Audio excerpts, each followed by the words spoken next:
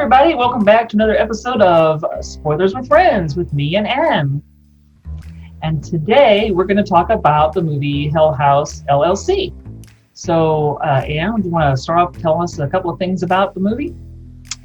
Well, it's one of the only things that's actually scared me in a long time. Since I'm old and I've been watching horror movies since I was 3, not much makes me stay awake at night, but they did a good job. It's very understated. It's just scary. I don't know if the actors aren't silly and cheesy. They're pretty serious, but they don't take themselves too seriously. I just liked it. It was just great. Surprisingly.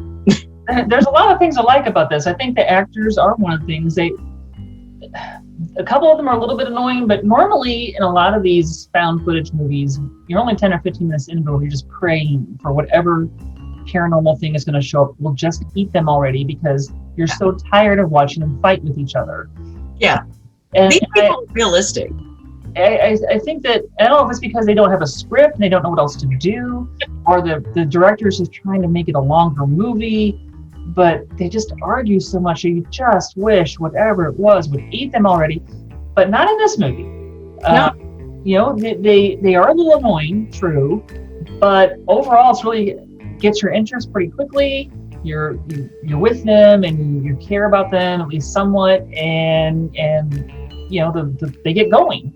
There's not the like let's stand around for half an hour and argue. There's sometimes I can't even remember the title of them right now, but I'll just turn to my husband. I'm like, okay, we're 40 minutes in this movie. Has anything paranormal happened yet? And he'll say no, and that's usually when we back out of it. It's like never mind, we're not watching the rest of it. Too late. But in this movie, things get going, and the premise is interesting. In fact, this is almost a premise I wanted to make a movie of myself, except they did much better than I would ever have done. So, you know, I'm not going to make this movie now, but someone did it better. So they're going to set up a haunted house for Halloween, and so that is a great excuse for why they don't notice the paranormal things happening, because they're setting up all their gags and stuff.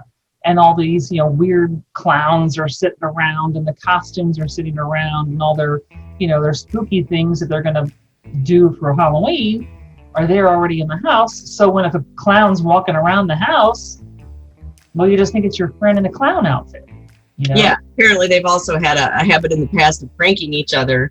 So, you know, as the clown shows up, everybody's yelling at everybody else, oh, why'd you do that to me? You know? And that's what you would think. Yeah, and one of my favorite shots is that one of the guys like is doing like a little video diary, and you see him over the course of the movie doing several of these little entries.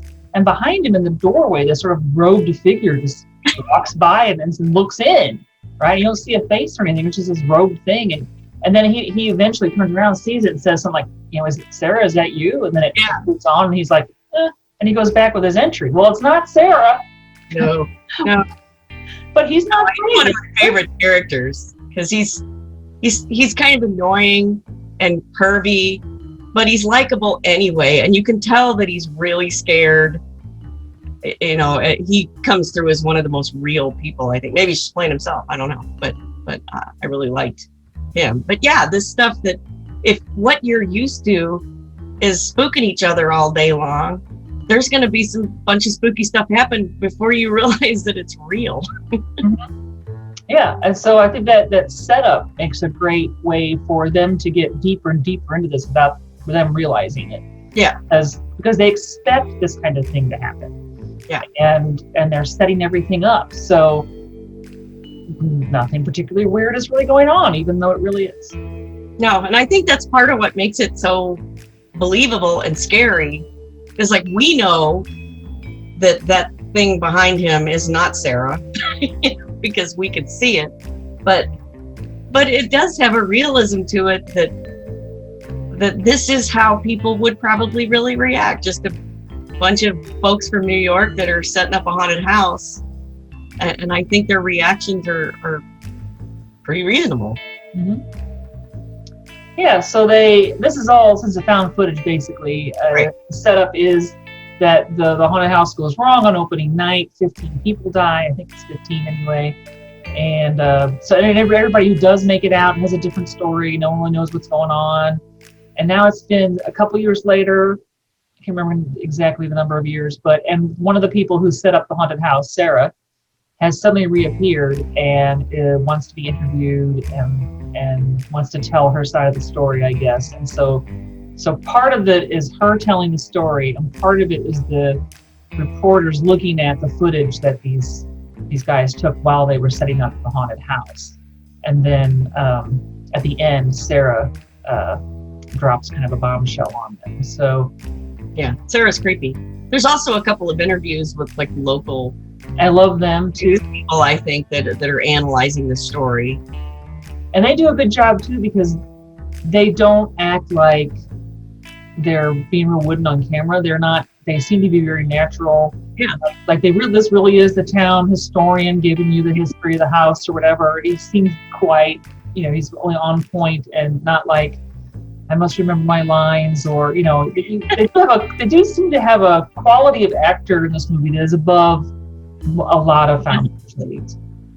Definitely. So the acting, the setup, the execution of it's very professionally done. I think so, and the script is well done. It's not over the top. It's not stupid to where you're yelling at the people for, going the direction that no sane human would go. It's very well done. Yeah. So it gets there's at least a scene or two toward the end where if you watch the regular theatrical cut, I was kind of like, what's going on there? If you see the director's cut, they put in a few extra scenes. It kind of explains the end a little better. So I would say, watch the director's cut maybe.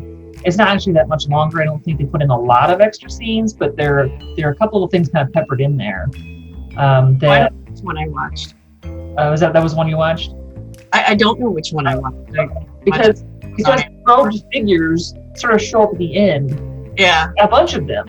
And it's not just like the one walking down the hallway, and you're like, what a bunch of robed figures. Who are those people? Yeah, that was kind of like, I took me out of the movie when I saw it the first time. But when you see the director's cut, those robed figures kind of show up, like, I guess, in corners, or kind of walking by the camera when no one is watching or something. So you're like, okay, so, you have to put in too much of that where you get the idea, okay, they've been wandering around here the whole time. We just, with a theatrical cut, a lot of that kind of got cut out. So you didn't see them so much. And then it was like, why did they show up at the end? Well, they were there the whole time.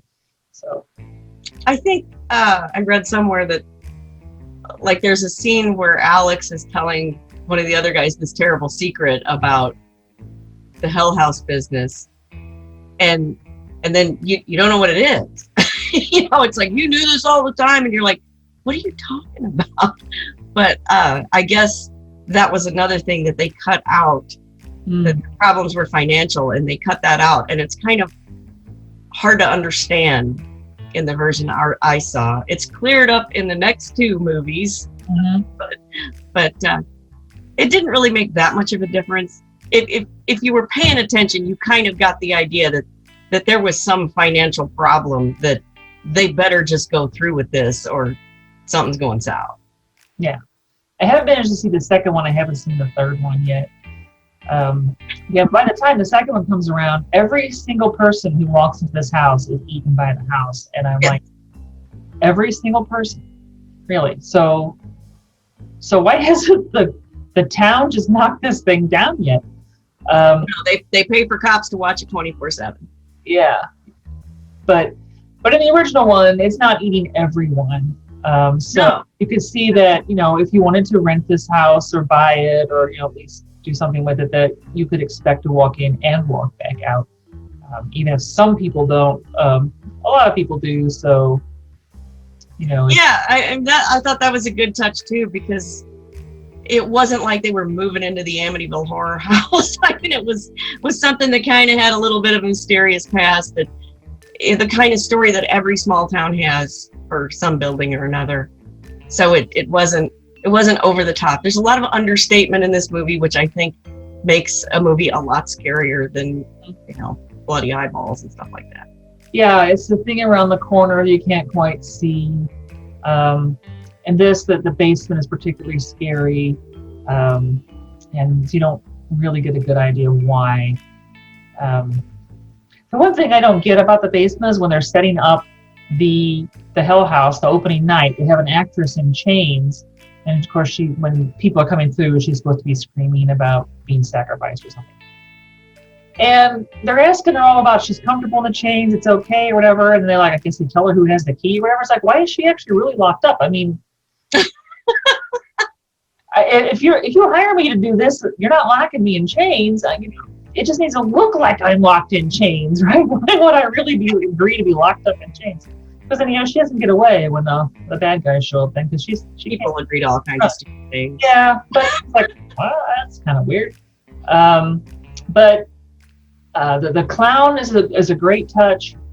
The piano is a great touch, and then they've also, in order to try to make the experience kind of maze-like, they have lots of, I guess, sheeting and stuff up to try to direct people through this house. In the second movie, they say that it was actually designed to be kind of like a maze inside, and they've tried to make it even more to funnel people through.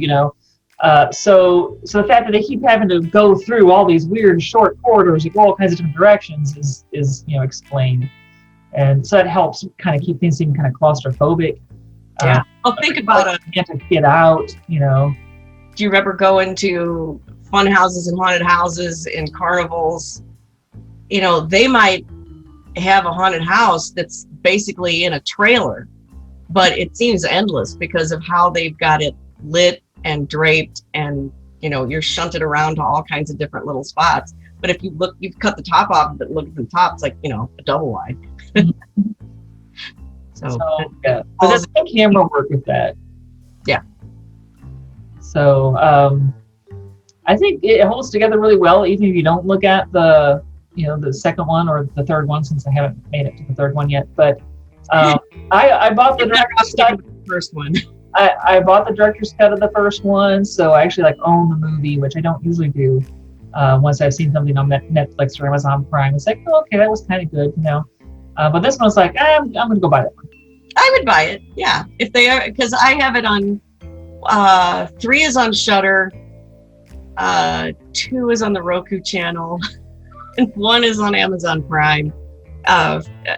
2 and 3, they get successively worse.